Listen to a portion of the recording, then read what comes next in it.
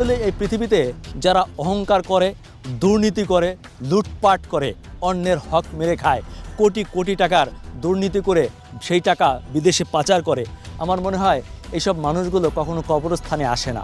আপনি যদি কবরস্থানে আসেন তাহলে দেখতে পাবেন যে কি হচ্ছে। আসলে দেখুন, আমার সামনে একটি কবর আছে। এই কবরটি কিছুদিন আগে এখানে একজনের লাশ দাফন করা হয়েছিল। সেই কবরটি আজকে আবার খুঁড়ে সে মাটি সরিয়ে ফেলা হয়েছে। হয়তো নতুন কাউকে আবার এখানে দাফন করা হবে। আপনি যদি আরেকটু খুব কাছ থেকে দেখেন, এখানে যেই ব্যক্তিকে আগে দাফন করা হয়েছিল তার সেই দাফনের কাপড়গুলো এখনও রয়ে গেছে। আমরা দেখতে পাচ্ছি টুকরো টুকরো হয়ে আছে, এবং কোথাও দেখা যায় যে ছোট ছোট হাড়ের টুকরাগুলোও এখনও রয়ে গেছে। গোরখোদক কিছুক্ষণ আগেই এই কবরটি এভাবে পরিষ্কার করেছে। অনেকে কথায় বলে যে দাফনের কাপড় পচে যাওয়ার আগেই শরীর শেষ হয়ে যায়। মানুষ, কেন তুমি এত অহংকারী হও? কেন অহংকার করো? কিসের এত